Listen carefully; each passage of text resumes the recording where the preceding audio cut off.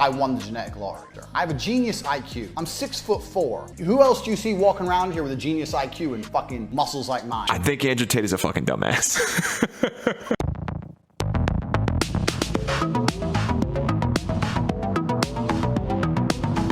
Welcome to Radius of Reason. I'm Levon with my co-host, Andre. And today we've got an unbelievable topic. Andrew Tate. Who is Andrew Tate, Andre? Well, he is I guess he's an internet personality. He teaches young men about how to make proper investments, how to treat women nice. He is a grandmother's dream. We've been consuming so much Andrew Tate content that we've actually put on our nice shirts for this episode, as opposed to our normal haggard, disgusting look. Andrew Tate, God, where to start? Andrew Tate is like the king incel. He is proof that no matter how shitty of a jawline you have, like the dude's jaw just like goes straight into his chin. Like it just, there's nothing there. But he gives everybody hope. He is the incel that broke out of the ranks. If Andrew Tate can make it, all of us can make it. Then so can you. Then so can you, dear listener, the single listener. Long story short, though, Andrew Tate is a name that has started really trending, I think is the best way to put it. June or July of this past summer, Andrew Tate was actually the name searched far more frequently than Donald Trump or Kim Kardashian, which I guess hallmarks of American culture. But to best describe him, he's kind of a mix of a motivational speaker, a financial guru, and I'm throwing air quotes around that heavily, and a kind of ultra masculine, again air quotes, role model of sorts. And now, since he's been deplatformed for a lot of his critical views around what has been accused of as misogyny or promoting violence in general, he's become almost a counterculture figure, almost a rallying point for the disenfranchised elements of our society. We joked about the incel bit at first, but there is a lot of his language and narratives that he propels that really kind of equate to what our friends in the incel culture discuss. Not my friends, but yeah. Mostly my friends, yeah. So, long story short, internet personality, yes. He built out his original career as a kickboxer. Don't know much about his record in that. He's a world champion kickboxer. He had a stint on the hit TV series Big Brother in 2016, but he got quickly eliminated for being too much of a beta, I think. In his own autobiography, he says that he has been around for centuries and actually lived and meditated on Wudan Mountain, which we now know is in China, for about 500 years. While he was learning the art of kung fu or something. So he's been around forever. Like, this guy's like old news, man. That much living depletes your jawline. Yeah, quite a bit. That's why his jawline is steadily receded into his skull. Yeah, well, he, but beyond those things, when he got originally started in business, the first thing he did was start a kind of webcam, cam girl type of business, right? And he used these girls to actually scam dudes by coming up with fake sob stories. And they've actually admitted to how much of a scam that whole thing was, him and his brother who ran that business. And then after that, they kind of moved on to selling courses online at what is called Hustlers University. Oh, you want to talk about Hustlers University? Yes. All right. What is Hustlers University? It is a fake ass bullshit online course that a set of online courses that you take by people called professors. I don't know any professors that would work at a place called Hustlers University. The market is oversaturated with PhDs right now. But basically, they sell courses on like e-commerce, drop shipping, fulfillment by Amazon type of things, NFT, crypto trading, day trading, options trading. it's stuff that is widely available on the internet. Widely. And there's no, like, we haven't taken the course, obviously, but there's no way it's really containing any novel piece of information. It's clearly a bit of a pyramid scheme. Yeah, that was actually one of the more fascinating bits, is like the business model associated with it, right? I think he charges about £39 per month to be a member of this like hustler group. And he's got about 127,000 members as of August. So you crunch the numbers and he's pulling in about like almost 60 mil a year just from this like hustler university stuff. That's pounds too. I guess the pound's kind of shit right now. So poor Andrew Tate. But you know, the emphasis on the pyramid scheme is that he kind of creates a network of young hustlers that go out and sort of, first of all, attract new members. It's almost like the Church of Scientology in that sense. And for every new member they bring in, he gives them a cut of monthly revenue.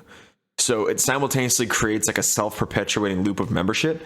But then there's also another side to it where he has people kind of repost all of his dumbass like views in the world, which we'll get into, creating almost like an endless loop of exposure to all of his channels and everything like that, or channels of information, which has become especially useful, I think, in this like post-banning era, right? If there's an Andrew Tate that was platformed, deplatformed Andrew Tate is still getting a ton of exposure because he has all these kind of flying monkeys just circulating his shit all over the major social media channels he can't access anymore due to his deplatforming.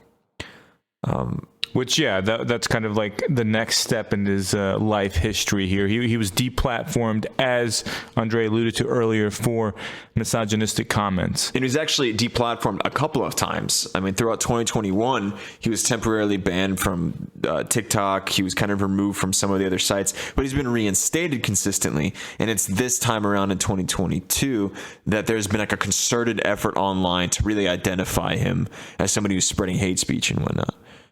Yeah, absolutely. And, you know, there are allegations that they're rape allegations, human trafficking allegations. The human trafficking allegations, I think, are especially heinous because this is something that's happening right now. Like, this is under investigation as we speak. Yes. Now, we're not accusing him. We're not saying he did anything without evidence coming forward that confirms. Now, there may or may not be. I don't know. I think we would have to dig into that a little bit more. But if it were to come out, it wouldn't be the most surprising thing in the world. Right.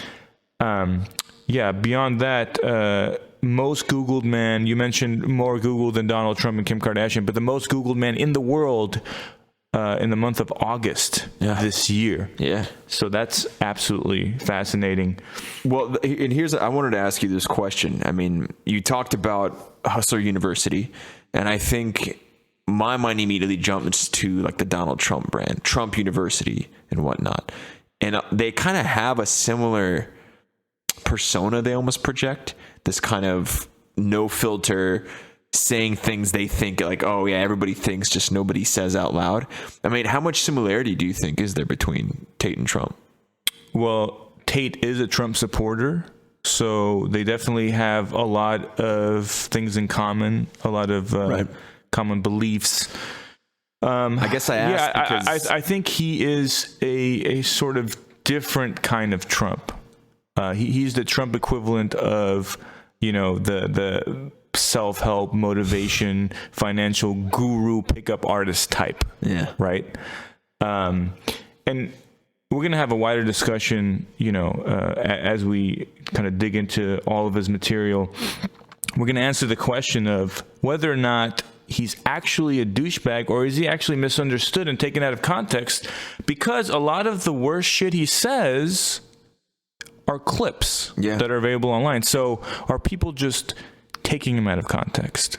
I think, look, we've said, you know, some very critical things, especially about his jawline and his chin or lack thereof.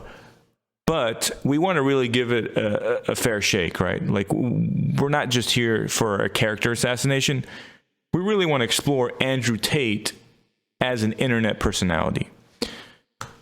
And so I think the best way to approach that, at least in the form of this podcast, is to go over some of the clips, okay?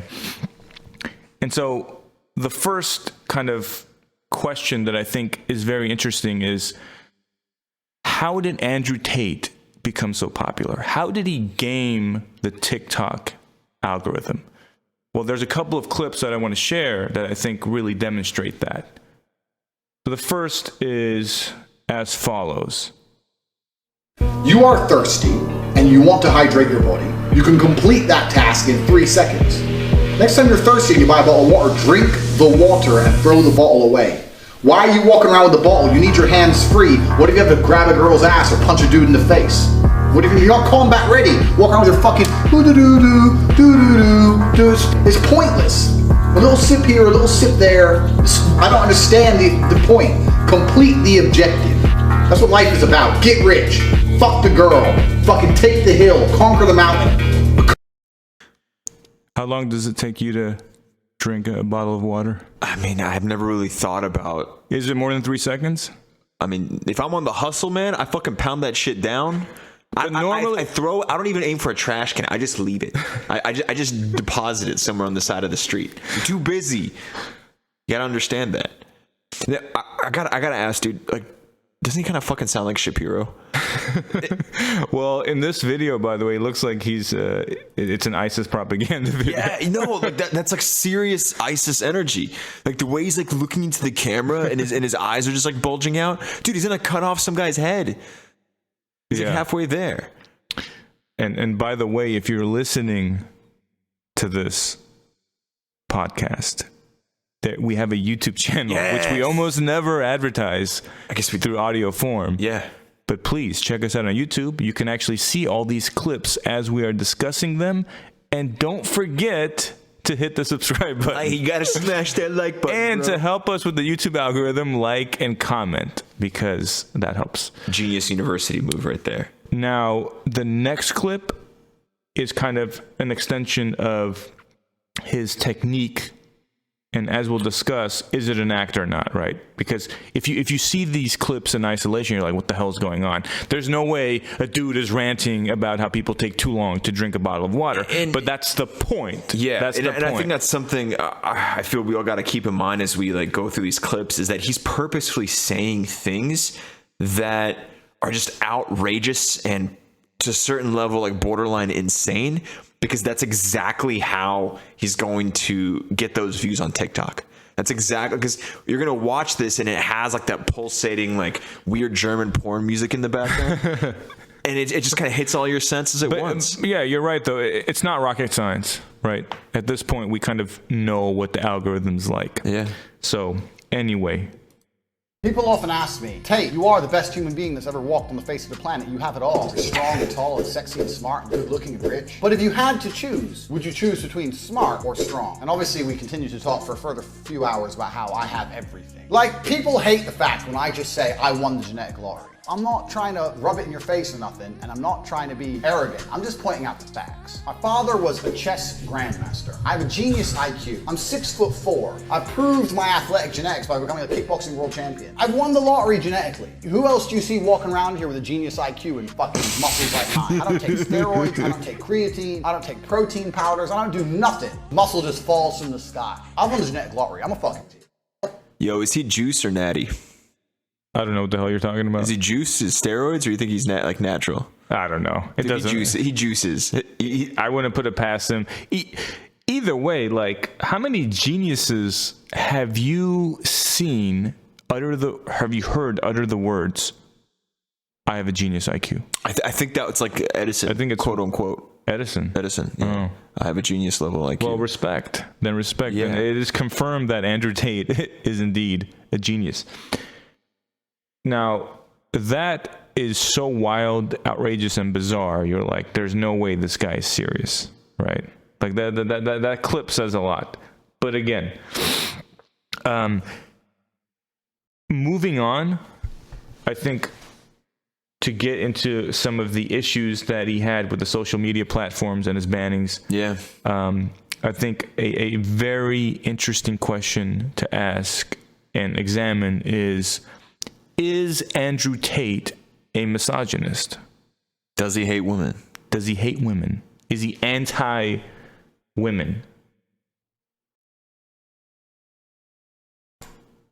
If I meet a girl in the Western world and I'm sitting there having a date with her, I'm talking to her, I'm like, oh yeah, where you been? And they sit and say to me, oh, I traveled around Thailand for 2 years. I'm sitting thinking, okay, that's 10 dicks that have been through you. You don't know who those men are. You probably got chlamydia. You're a fucking bitch. If you have a daughter or if you have a girlfriend, she wants to go traveling, tell her she's not allowed. Tristan banged 9 girls in 7 days. No prostitutes, 9 new girls in 7 days. What were their names? I don't know. They came there to find themselves. They found themselves naked in my bed. Tristan banged how many girls in how many days? Tristan's his brother. This is, and man, like I keep on thinking about just the general insecurity of this guy. Like, listen to how fast he talks. Like he can't like linger on any of his thoughts out of probably a deeply entrenched fear of being judged for the shit he's actually saying. And for people to realize how bad some of his logic is. Oh God, yeah. Now here's another clip. Do you think that women are property? Sure. So I think my sister is her husband's property, yes. And a bride is walking down the aisle to marry the groom. The father walks next to her and gives her away. Does that not sound, at least in some way, semi-related to property at some degree? Some form of ownership, yes. Form of ownership. Does the Bible say the husband owns the woman? I believe it does. Does the Quran Yes. say that the man owns the woman? Yes. All the things I'm saying are things that are largely accepted by society forever. Yeah. I'm not saying anything new. I'm not saying anything which is really, truly even controversial. Not controversial at all. Maybe the next clip is. I don't know. Why do women like soap operas? He loves me not. You can do anything you want to a woman except bore her. Men out there who beat the fuck out of their wives and their wife won't leave them. Can't call him boring. You might beat me up, you might not. Doo-doo-doos. You know, it's like literally anything for excitement, anything for attention. He might beat me up. He might not. Do-do-do-do. So 3 clips, 3 opportunities to determine if indeed, and granted, I guess to a certain extent, we are cherry picking ourselves, but based off of those clips. Well, look, I just want to say it's not even based off those clips. I watched his interview on Piers Morgan. That's right. And he had all the time in the world to explain the context. He repeatedly say, oh, these clips out there, they're taking me out of context. He had a full, I don't know, hour and a half, 2 hours or some shit. He had all the time in the world to provide the context. He didn't. This, you can't, look, there's no way to interpret those clips as anything other than just obscenely misogynistic. Well, and I mean, it's I don't think like, this is a question of him trying to obscure it. I think the brand of Andrew Tate is very much just owning this kind of thought process. Right. Saying anything other than that, yes, this is what I believe, would be against what I think is, and we'll talk about this, is this very finely crafted persona he's presenting to the social media channel. Also, why the fuck is he on Piers Morgan? Dude, Piers Morgan wanted to get the views, man. Yeah, but he had him on in like September. That's the month after the human trafficking allegations he was under. Well, he brought those up as well. Of course, Andrew Tate, again, for the lawyers out there, Andrew Tate has denied the human trafficking and the rape allegations. Andrew Tate. Innocent, until proven guilty. I don't know if that's true in Romania, but... well, the reason he is in Romania is because he wasn't going to get extradited for the rape allegations he was facing in the UK. Where were the rape allegations? Oh, in the UK. In the UK. Yeah. Okay. So they were like he moved there right after those allegations were made. And then there may or may not have been an American woman held against her will in his house. Again, could have been a big misunderstanding, right? Yeah. He seems like a decent guy. I would be surprised. Maybe he could run for president. Which I think he needs to do more shit. No, well, he needs to do more horrific shit. How many Bugattis does he have? All right, so we got the misogyny kind of perspective on things.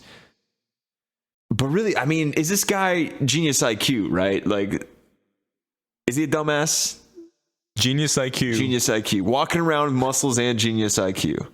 Rephrase it for me. I'm struggling to understand your question. I think Andrew Tate is a fucking dumbass. Okay, let's see if this is true. We've got a clip that our producer has planned for us. People say, why did you choose the Muslim religion? I sit and say, name another one. Name another religion where you actually are sticking to guidance and adherence to certain rules to show respect to God. Name one. And you can't, which means it must be the only one, which means it's the right one. It's based. Did you follow that immaculate train of logic? That is genuinely one of the dumbest things I've ever heard. There is only one religion that demands that you follow rules, following the rules that God gives you. One religion. That's and if it does, and it's the only one, that therefore it's true. Therefore, it's true. You need a genius IQ to understand that level of logic. You know, Andrew Tate clearly didn't listen to our last episode. He wouldn't be saying this dumb shit. We would have had him on lock. I worry about this guy. I think he's wound up so tight. He's got to sleep over this guy. You're so concerned. He's got to fucking walk around with his muscles and his genius IQ. He's got to keep all of his women in check. He's fucking just, I don't know, dude. This guy, he's worrying me. He's. Do all these issues with, does this behavior suggest that Andrew Tate is insecure? Is Andrew Tate okay? Well, let's find out in the next clip. So when I say people are lazy, they go, I'm not lazy. I work hard every day. You work 8 hours a day? You work eight? The fuck? If I'm awake, I'm working. I'll be driving my Bugatti Chiron through Dubai, working. I'm texting at the same fucking time. I don't take a second off. I don't take a minute off. I don't relax. I don't rest. I don't stop. I don't chill. None. Ever. I'm either asleep or at work. That's it. Second I wake up, I check my phone, I begin working. I go to the gym. In between sets, I am working. I'm online working the entire fucking day until the second I go to sleep, I am at work. That is all I do. And you are at home competing against me, and you want to watch a movie tonight and then say you're not lazy. You're fucking lazy, and you're going to lose forever.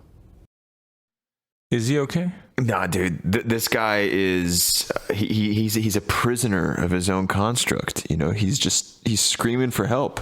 Like, look at those eyes. He just wants you to help him. Dude, what the fuck does Andrew Tate do? He's like, I'm working all that. What does he do? Well, it's like he's an idiot because he's got an online pyramid scheme. Right. So like you really shouldn't have to, like, if you actually devise it with a genius IQ, like you shouldn't have to be constantly on your phone. But I think that's like the trick, right? The trick is he's got to fit into the hustler narrative, right? He's got to be the guy who's fucking working, because that's exactly what I think our economic thinking rewards, is that hustler mentality. But dude, like, look at those photos. He's like on his fucking plane with his fucking loafers. He's on his phone. What's he doing? He's not working. He's fucking... Fuck no. He's on Reddit or some shit. He's on the incel subreddit, dude. He's fucking posting. Getting more tips. Yeah, I think it just... That clip, to me, screams an unbelievable amount of insecurity. Absolutely. And it shows that this dude is probably miserable, because ain't no way somebody who's literally working all day is happy. They're not living a healthy lifestyle. They're not, their relationships probably suck ass because they're working all day. I mean, I don't know. If this is the time, like, the whole point, so see, here's the contradiction, right? The whole point of going to Hustlers University is supposedly to become rich, right? Well, to hustle. Well, but to become rich, right? But then the point of getting rich is to have your own, like, to get your time back and to be able to do what you want with your time. You're not constantly working to make money, right? At an hourly level, right? Well, that's the whole point. I think that was once the point. I think now the whole conversation around why do we need billionaires?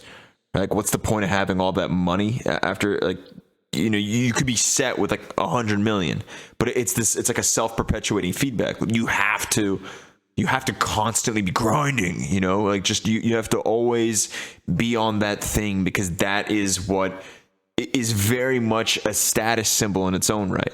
The hustler again. Sure. Yeah. I mean, there are different ways you can look at it, but, and it is true that, some of these clips, and, we've obviously cherry picked these clips. There's no doubt about it. We're not gonna, lie about that. We're not gonna be deceptive about that. Having consumed hours of his content in preparation for this podcast, there are clips of him saying things that can definitely be perceived as motivational, that are not necessarily bad advice, like get off your ass, do something to become a more valuable person. Yes. Absolutely. There are a lot of lazy people. There are bits of truth in what he says. Absolutely. But it is packaged in a very coercive way, let's just say, or with a lot of additional coercive content. Maybe that's a better way to put it. So here's, maybe the ultimate question. Is Andrew Tate a character? And there's a clip that I think will answer this question for us. It is my job to instill the same warrior spirit in my offspring. I will not have sons who are too busy buying NFTs and saying, I made a little bit of money, and have skinny little arms and go to crypto conventions and be dorks. I will not have nerds as children. I refuse to have a nerd carry the name Tate. If my son is a nerd, one of us has to die, him or me, and I'll challenge him to Mortal Kombat. Jesus Christ. Do you mean that? That's a bit of an exaggeration, but it sounds cool, right? It does. Yeah, that's exactly it, right? Like she kind of just like pokes at it. And he's like, I'm just fucking with you. And that, in my opinion, that is the whole show. Like, this is all... like, it's a persona, it's a character, it's all for show. And it's right there for everyone to see. Yeah. Right. Now, having said that, I do think he actually believes some of the things he says. He might exaggerate some of those beliefs. He puts on a show, right? He says the most outrageous things that come to his mind to get, the views on TikTok and all the social media platforms. Mm-hmm.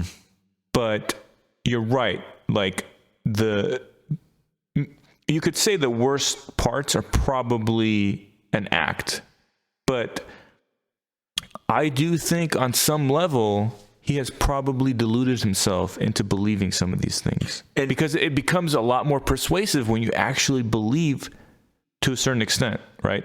And I do think some of the things he said, that he says he believes, especially in the longer form content. Sure. In the clips, again, outrageous content for views. But I think then this is why I feel he's much more comparable to Alex Jones, because right around the time when the Sandy Hook trials are happening, there was this conversation over, is Alex Jones / InfoWars like a genuine thing? Like when he's trying to sell iodine tablets, or like, yelling about how water's turning frogs gay and whatnot. Like, is that really what Alex Jones, the human, thinks? Or is this Alex Jones, the persona that's been constructed to build a business off of it? And I think it was proven that Alex Jones was indeed the business model. I think Andrew Tate is very much... Well, when he gets sued, of course. Yeah. I'm willing to bet money when there's an inevitable lawsuit over Andrew Tate over some shit, he's going to use that same argument. I think he already... I may have read something about this. I think he already did. Oh, well, brilliant. I think he already did use a line like that. Now, you made this point earlier about how Andrew Tate is essentially Alex Jones for incels. Can you elaborate on that? I think it's, well, maybe, Alex Jones is Alex Jones for incels.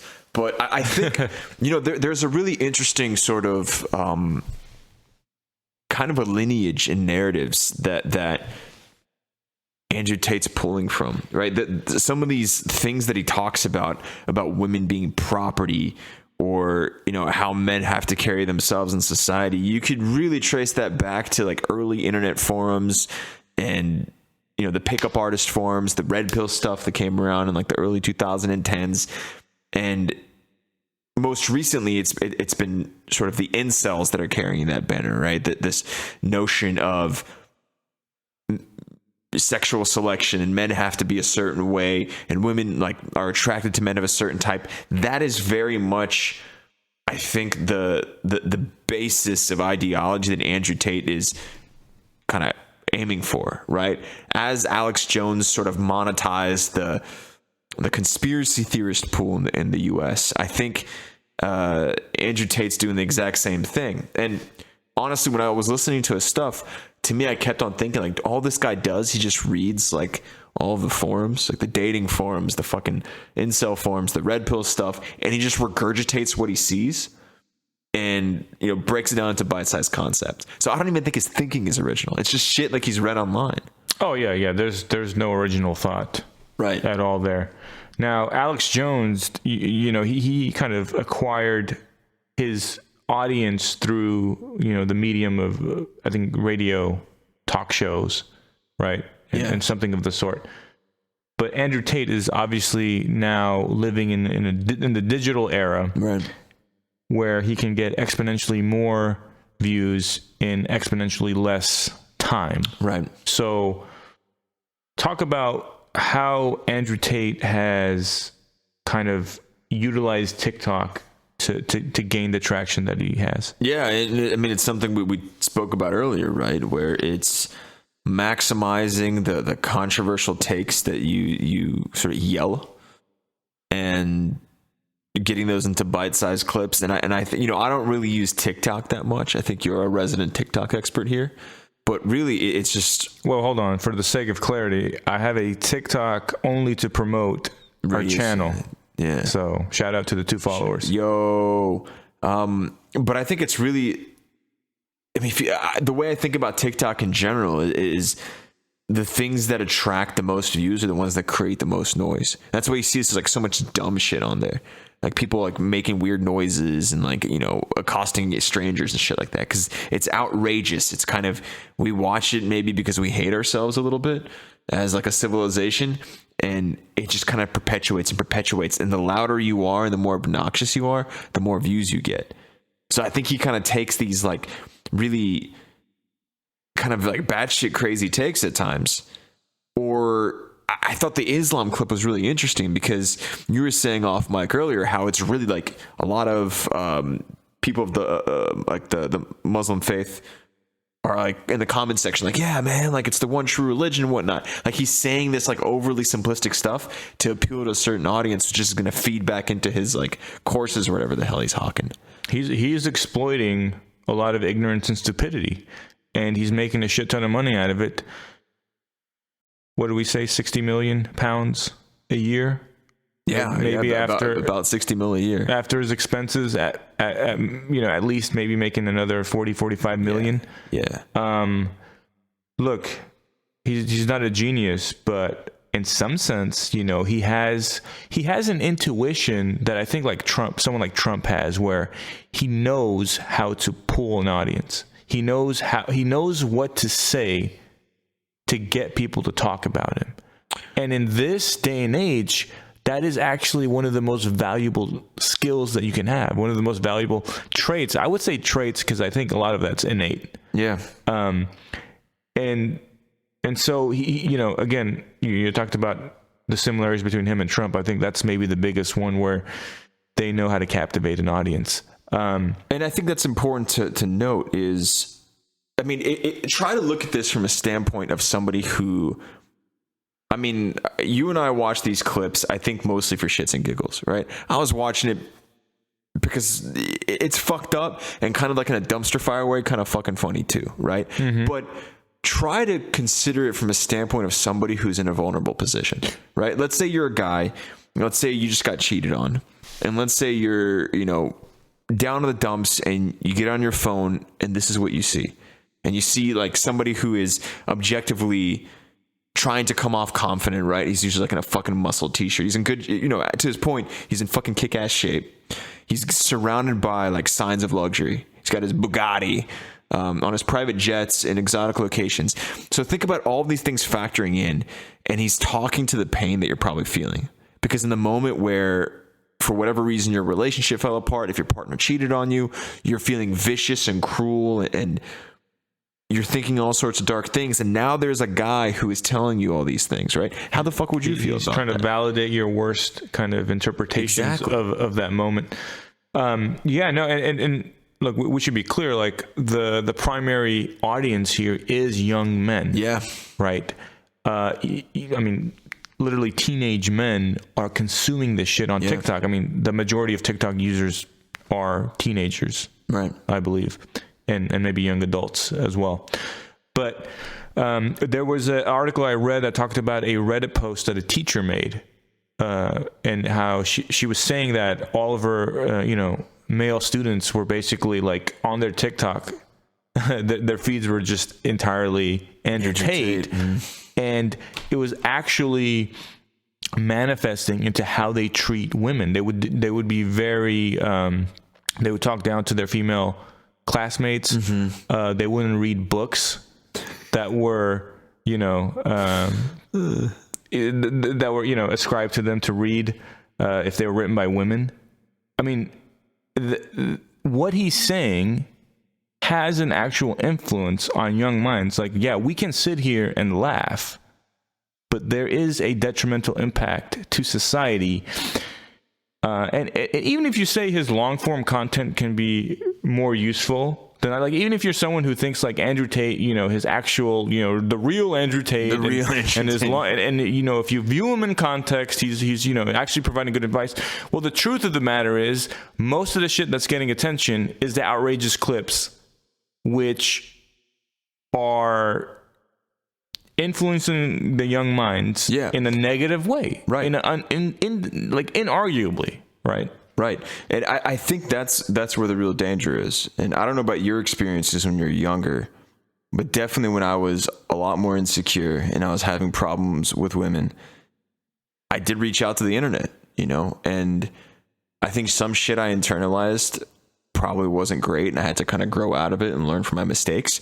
Thankfully, there's, healthier guidance on there and how to structure healthy, stable, supportive relationships with, either sex.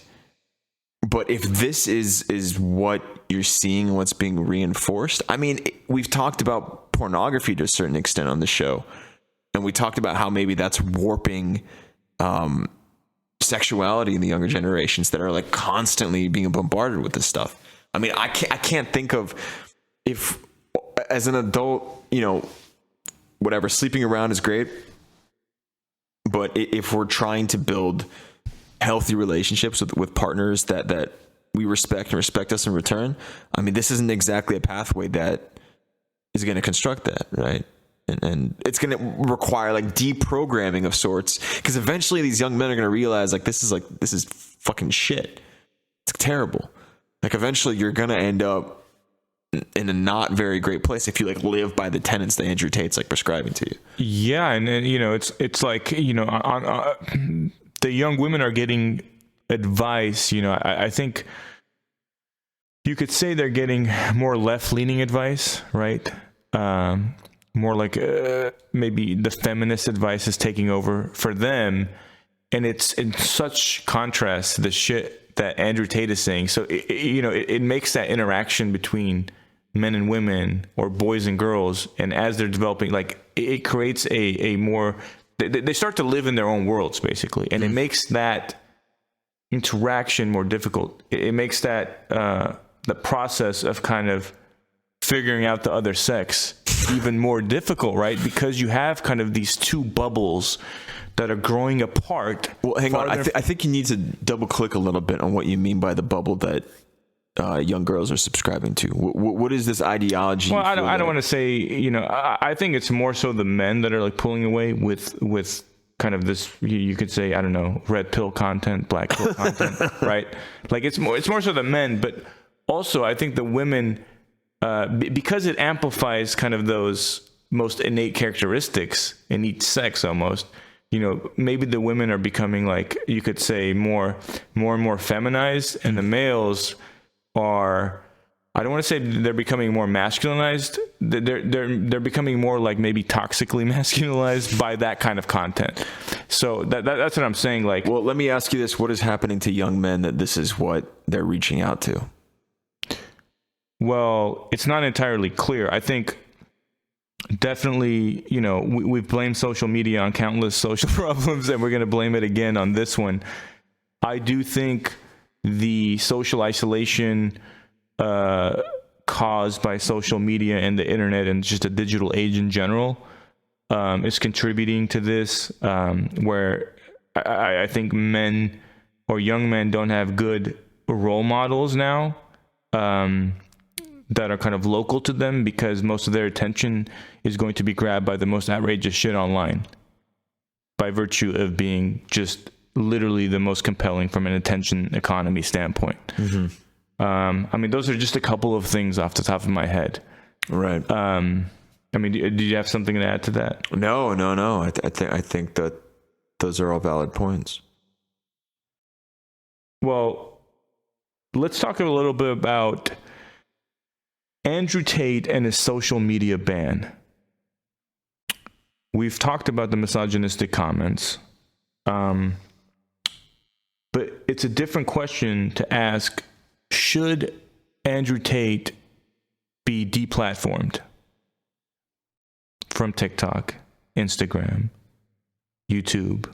I don't know, whatever the hell else he was on, Twitter. Yeah, that's the question, isn't it? I mean, I think there's there are two answers to it. There is the legal answer, which was his content violating the terms that these platforms work under, which then I think, yes.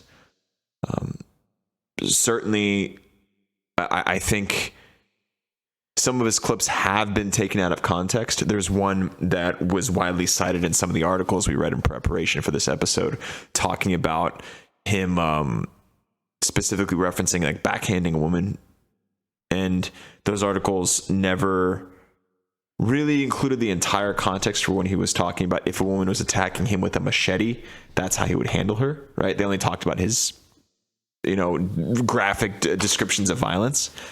But there are other clips where, like the ones we played, where he just straight up talks about smacking women around, right? Which that to a certain extent is violence. Just like, hey, his boys in the Islamic. Oh man, that's not a cool comment to make because he is a Muslim now. I can't say that. That's fucked up. But we made the attribution that his videos kind of give off ISIS vibes. We couldn't post ISIS videos on TikTok. So yes, the second part to that is more the ethical, I think, question that comes up on our show ever since episode 1.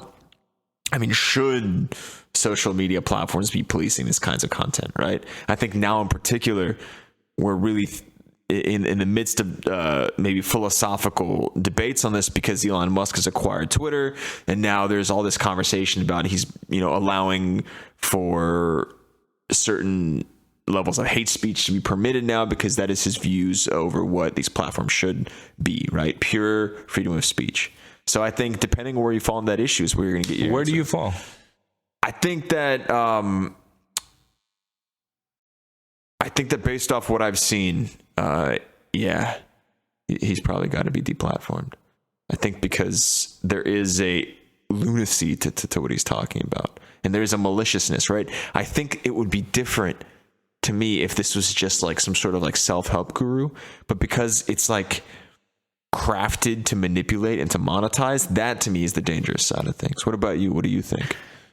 Well, since episode 1 of Radius of Reason on free speech and digital censorship, don't check that out. We're gonna put the link. I'm gonna do the hand thing. We're gonna put the link. No, it sucked. That was a terrible episode. But honestly, I've been thinking about that issue, because honestly, I didn't really like what I had said in that particular episode.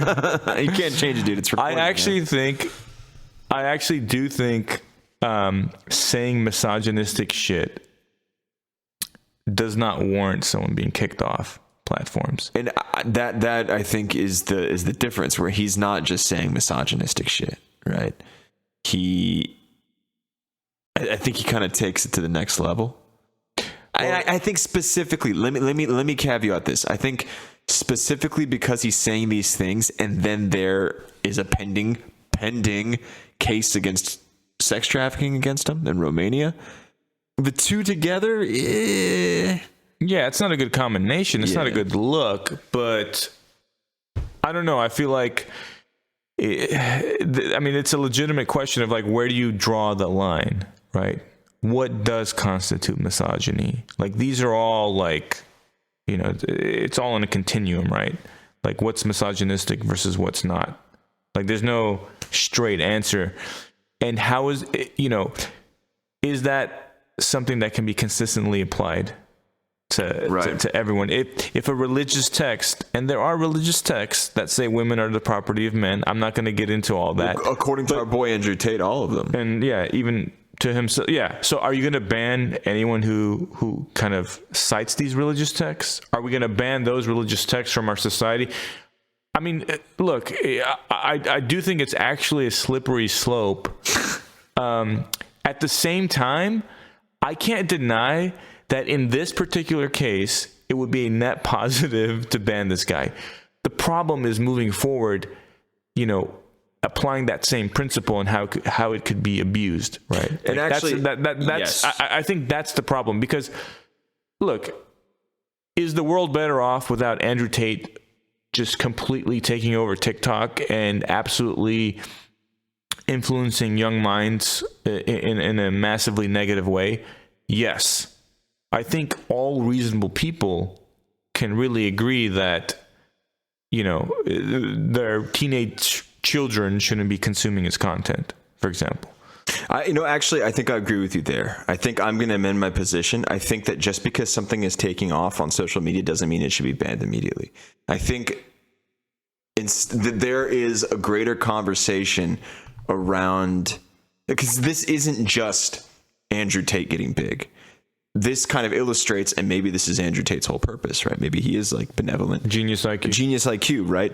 But I think it illustrates that there is something else going on, and banning Tate would probably only address the issue at a surface level, because he's still huge. He got banned. I think he probably increased his popularity, because now he's like in exile or some shit. Right. Dark Andrew. He's being persecuted. He's a hero. Yes. His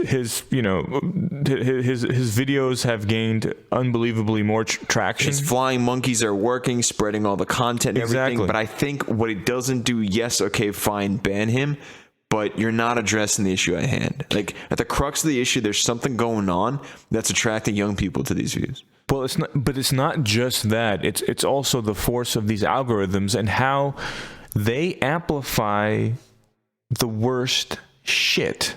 Because it's, guess what? The worst shit is the most interesting, right? And so what do we do about that as a society? If we don't want the worst shit to get squeezed into the top, right? If we don't want, this winner take all attention economy to gravitate towards the worst people and the worst content, then maybe this actual solution is to ban social media. Let me ask you a meta question. Would Andrew Tate watch Andrew Tate? As in Andrew Tate, because there's that one clip that we played where he's talking about he doesn't want his sons to be like skinny-armed NFT guys. But that's kind of what Andrew Tate, the business model, is propagating. So would this mythological figure that Andrew Tate is trying to build himself out to be, in fact, be watching Andrew Tate videos for motivation? Fuck no. Because you should be working. Fuck no. Dude, but that's the loop, right? It's the infinite feedback loop of many Andrew contradictions Tate. Of Andrew Tate. Yeah, no, that's interesting. That's an interesting point. But to circle back, I do think it's a fascinating issue. Let me ask you this. Are the algorithms a reflection of human nature? Or are they simply... goddamn. Hold on. The wording was really good on the last slide. Forgive me. Are the algorithms promoting crazy shit, or is it a reflection of what people actually want to see? Right. Yeah. Well, it's both. Well, I mean, it's quite frankly both. But let's think about other examples of. I can think of two individuals on the internet, and I can pass like 5 or 6 years that sort of signal in the same way to Andrew Tate, right? Something like, quote unquote confident projection, which Andrew Tate's like, a total beta. Beta cuck. Yeah, beta cucks united. But he reminds me a lot of like Dan Bilzerian and Ty Lopez, and how he like structures his frames and like what's in the background and like the status signalers that he uses, right? The constant Bugatti reference. I think there is definitely a part of us that wants to see like success and somebody that's kind of sticking it to the man and like saying like things that validate us, right? Back to the point I was making about maybe men that are vulnerable after bad breakups. This is like what they want to hear. They want somebody to say out loud like the hate and anger they feel towards the opposite gender or to the similar gender. Well, yeah, it's funny because they're kind of like they're taking responsibility away from themselves and just blaming the other party, right? Yeah, anyone but me. That's the problem. And I think that. I think, and to that extent, people do want to see this kind of stuff because it validates those darker corners. We referenced the incel community. I think in many ways people flocked to the incel community because they were saying things out loud that everybody else was feeling. Doesn't mean it's true, right? But it means it's like validating a certain negative loop you have in your thought process, which I think Andrew Tate does. I mean, like Christ, like I'm not gonna lie, some of his videos where he's talking about like just like getting ripped and like making money, I was like, yeah, okay, like sure, yeah, got to be working all the time. But I also think that, to the point that you made earlier, the algorithms are genuinely just promoting shit that's crazy because that's what makes money, right? But it makes money because that's what people want to see. Right. So it's an infinite loop. I've said it so many times. It is. Yeah, it's a vicious cycle. I don't know if this podcast, this particular episode, is the place to discover the solutions to this unbelievably extraordinary problem.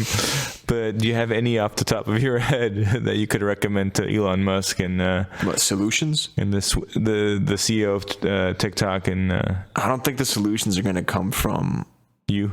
No, the platform.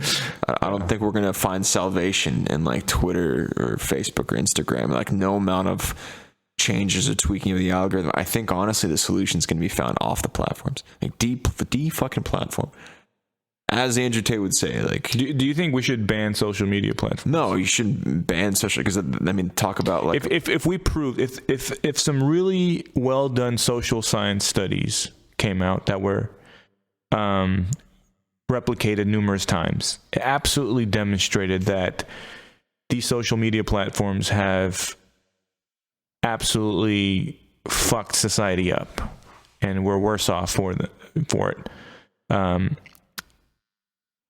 Would you be in favor of banning them? I don't think so, because I think ultimately speaking, I mean, we have ample evidence that cigarettes cause tremendous amounts of illnesses and have like a negative effect on society as a whole. We still have them. We have maybe certain controls placed on like cigarette smoking. But I don't know if it's the role of government to make those kinds of calls. I think what we need to do is promote things, as Andrew Tate would probably agree with me. I think we need to promote things outside of social fucking media. I think it comes down to like a reevaluation of our relationship with technology, maybe from a standpoint of parenting, changing how maybe social media fits a vacuum and trying to fill that vacuum with other things, right? What about what if we fight fire with fire? What if we fight these internet personalities and their content with arguments that kind of destroy their points, right? With content that ideally would be as outrageous and appealing, but actually counter what they're saying. or provide some nuance and perspective. Is that kind of impossible? Yes. By virtue of what it's trying to achieve. I mean, think about like the fact-checking websites like Snopes and whatnot, right? They've become jokes, right? They were originally created with the idea of like, oh yeah, we'll provide context and like, moderate some of the outrageous like fake news stories out there. But they themselves became the fake news thing. It's like a meme, right? Like, remember that thing I sent you a while back? It's like, Obama's on record for saying he wants pussy and barbecue, and it's like mostly false. It's like, which one did he say? I think it's just any attempts to fight fire with fire, like you're just going to get dirty in the process. It's like you can't wrestle a pig without getting muddy or something like that. Beautiful saying. Yeah. No, I mean... Yeah, no, it's a tough problem. No, I'm probably with you on that. I think the content that invokes the most primitive outrage and fear or disgust, those things are always going to rule. Now, what do you think about the level of responsibility that these internet personalities have? Do you think that, like, if followers of Tate, for example, if we saw a huge uptick in like women getting beat and mistreated, raped, whatever, and you could directly tie that to his content and the proliferation of his content on TikTok, would you have a case against him? Like, do you think we should craft society in a way where like you could actually make a legal case against this guy for his? I think we already have. I think the Alex Jones case established that, didn't it? Because, well, elaborate on that. Well, I don't know the full details of it, but like the Sandy Hook family. Oh, the Sandy Hook. Yeah, I think that is kind of precedent for it, where it's not just innocuous anymore. Like, you do have a level of responsibility as a platform. And I think that we're going to be seeing probably more of that. And we're probably going to start treating these platforms as what they are. Like, the New York Times just can't, whatever. They've done this a lot, but they can't go out and just print a blatantly false story. There's a level of accountability, right? Iraq war notwithstanding, but yeah, I mean, they're absolutely responsible.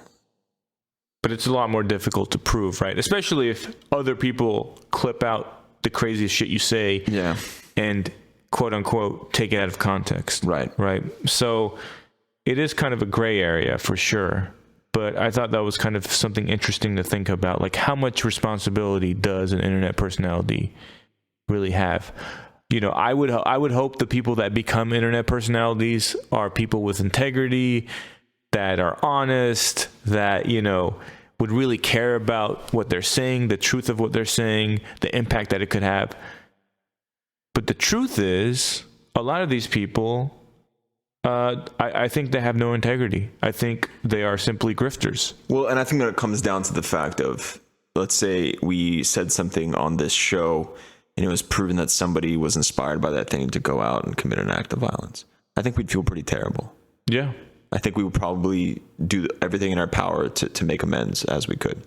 We could, but we're obviously, if anyone's actually listening to our podcast, we're obviously not saying anything that really, like, in any reasonable way could be interpreted as... I think we're concerned with that because we probably care to a certain extent. And maybe the care vanishes once you have millions upon millions of listeners and you just lose touch of, like, who's actually listening. Audience capture and... Right. But yeah. Yeah. So, kind of going back a little bit to why this sort of material has been popular.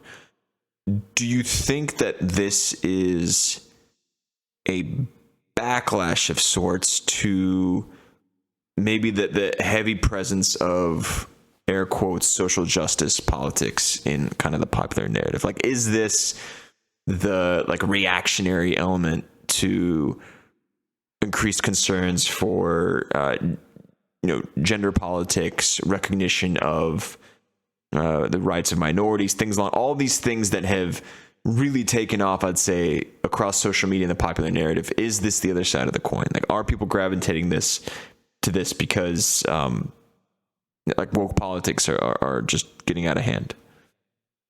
I think so. I think that is playing some role for sure. Regardless of, how big of a deal wokeism is, and I do think we need to discuss this topic in detail. It's not actually clear to me. I think wokeism exists. I think it's a problem.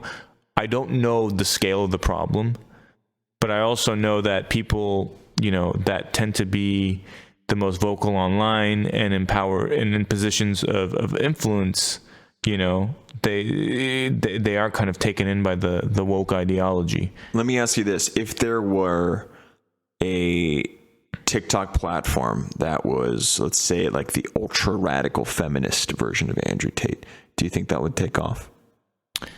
Yes. If it was a woman, if it spoke to women in the same way that Andrew Tate speaks to some men, if it would speak to some women, because I don't want to lump everyone in together, because there are varying degrees of, personalities. What is a woman?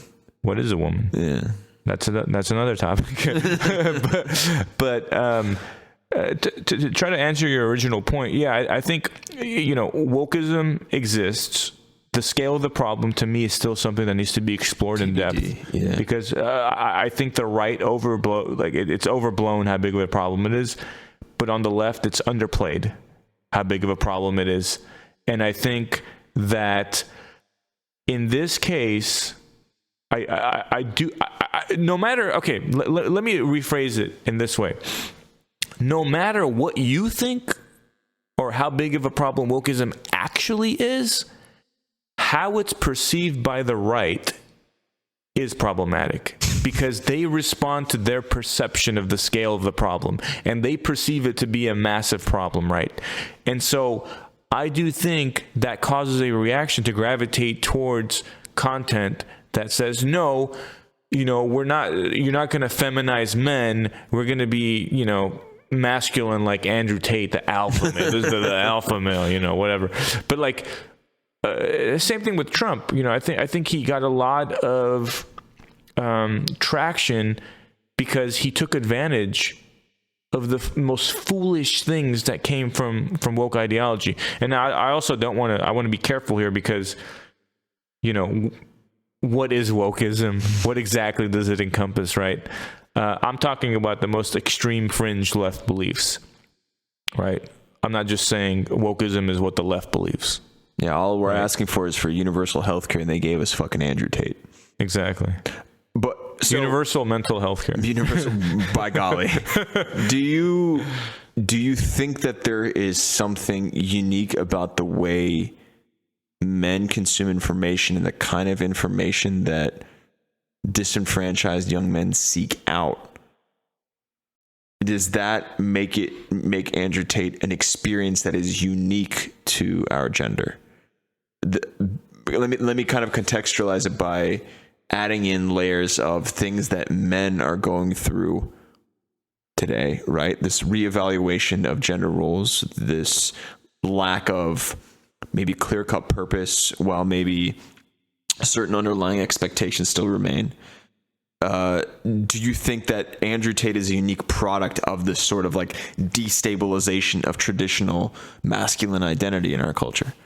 Like, that's why I'm kind of grappling with, I don't know if we could get Andrew Tate phenomena like in the content that women consume on TikTok. Well, there is, I think one important distinction to make. I think women tend to be more open about issues they have, and, tend to interact with each other and support each other in ways that are much more conducive to making sure maybe, their beliefs don't, kind of go haywire.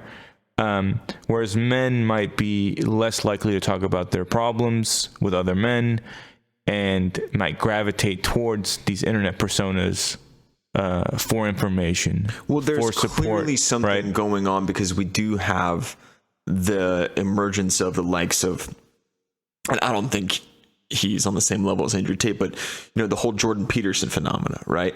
All of this is kind of in the past 5-6 years. You have a huge presence of God. I almost use the term thinker. Andrew Tate is, but this presence of genius IQ thinker of platforms and personalities that speak to a level of confusion and disillusionment that is present in our gender, right? And I think the more I'm talking through this right now, the more I genuinely believe that this is a reflection off of like the masculine condition right now. That there's a sense of uncertainty, and I'm not saying the uncertainty is a good or bad thing. I think it's just a reflection off of, for the better part of, history, men, aside from, certain civilizations, men have occupied a certain role that I think we all agree was it was quite toxic and oppressive. I'm trying to qualify all of my language here. I don't know why, but a change happened, but now there's like a sense of like searching and yearning of like, what does it mean to be a man, which I think are healthy reflections, right? We do need to be questioning the role our gender plays. And I think it's important I think there's a caveat here to be made. I think it's more so what the behavior of like the highest status males might be, because I think most people, they're kind of in the middle of the bell curve. I don't think most people that were like they had the traditional, masculine roles in society were like, beating their women and like, doing X, Y, and Z, like doing these like the most horrific interpretations. Like, yes, there was maybe some of that, but like, I think it's a question of who is like setting the standard, right? And it's usually the highest status males, and what kind of behavior accompanies that. Because if you say now if the expectation for even high status males now is kind of like a more reduced, feminized version of what was before, that's what I think ends up driving the conversation, because it's usually you're focused at the top, right? You're not focused at the middle of the bell curve. Does that make sense? Yeah. Just a bit of like a caveat to what you said. Yeah.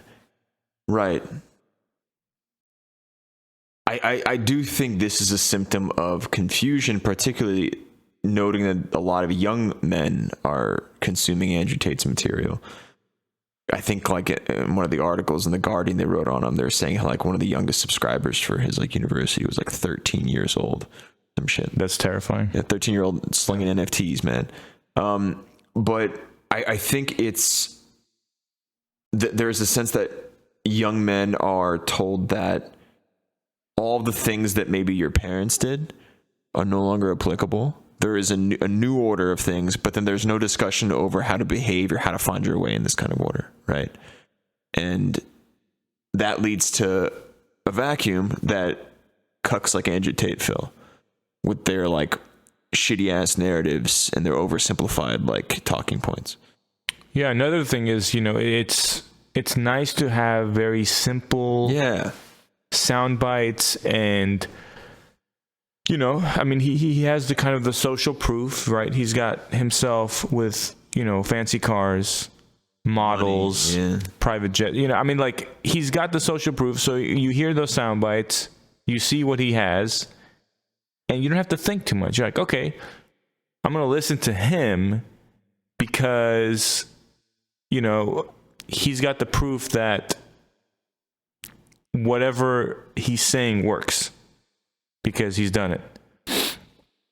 And I can easily digest this. I don't have to think about it. But of course, the truth is that things are a lot more nuanced. Things are a lot more complicated and messy. And that's the problem. Again, some people might say, but there's truth in what he's saying. Yes, there is truth, but the devil's always in the details, right? The devil's always in the details. And if you oversimplify everything, that's the problem we're facing right now. This social media, TikTok, Instagram Reels culture, where everything is uber simplified and lacks nuance. And you know what? in certain contexts, you can listen to things that are oversimplified. You're like, you know what? That doesn't sound too bad. Yeah, that has some truth in it. Yeah, but like you can't just extrapolate that and universally apply it to any scenario or whatever. And like I just think, again, like people are inherently in some sense lazy, and they're not going to think too much. They're going to digest the stupid content. Oh, he has nice cars and women around him. No, whatever the thing he does, Get the accent down. Yeah. I just need to go get some jaw surgery. Yeah, shave off some of that jaw. But yeah, you get what I'm saying. I mean, this oversimplification, it's just like, I don't know. It's a very lazy way to think, in my opinion. And that's what the social media algorithms and the nature of social media these days is kind of promoting. And yeah, I mean, I don't know, man. I genuinely, I don't know what we do, because I think it's becoming really fucking obvious that social media is very toxic to society. And maybe banning social media is extreme, but you hear about Elon Musk saying we're gonna charge people $8 a month for Twitter Blue, where you get verified.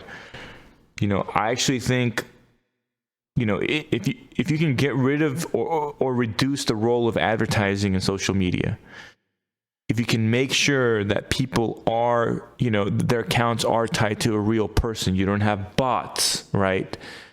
You have people who are motherfucker. It's Andrew Tate calling you.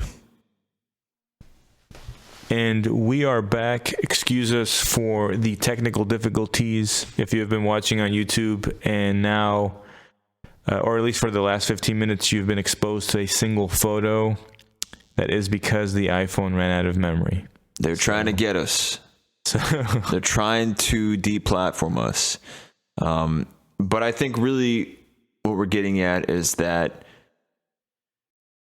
there are constant discussions around how to change how social media works. And with the current upheavals at Twitter, we're suggesting that maybe, and I don't think we're passing a judgment here if it's good or bad, but something is being done to change a very critical platform. And it might turn out that this is a total dumpster fire, or that indeed maybe this is how we can reform social media to make it less destructive and reduce the chances that somebody like an Andrew Tate could gain a platform in the future. We've got to try something, because whatever the hell we're doing right now, it ain't working. It's not working. It's not working. But I think what it really comes down to, and I feel like we bring this up every single show that we do, is that we're missing something. Is that somewhere along the lines of rapid industrialization, we lost a piece of our humanity that gave us purpose. Maybe it's belief in God, maybe it's belief in ourselves. But the secular void is real, and we're filling it with shit like Andrew fucking Tate. He might be the best evidence for the existence of God. He is God. He is God. Who is Muslim. Who is Muslim. We figured it out, boys. And believes that women are property of men. And that you better not fucking drink water for longer than drinking the fucking bottle.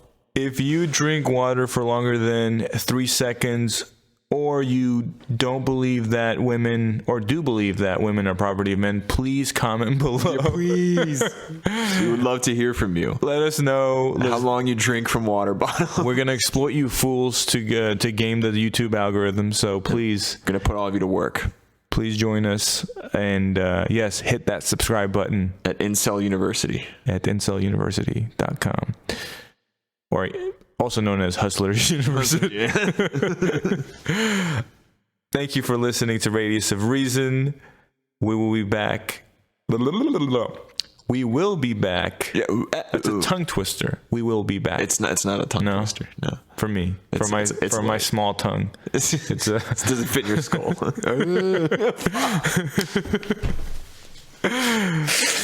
Okay, Andrew Tate, ladies and gentlemen. All right, adios. We got Take him. care.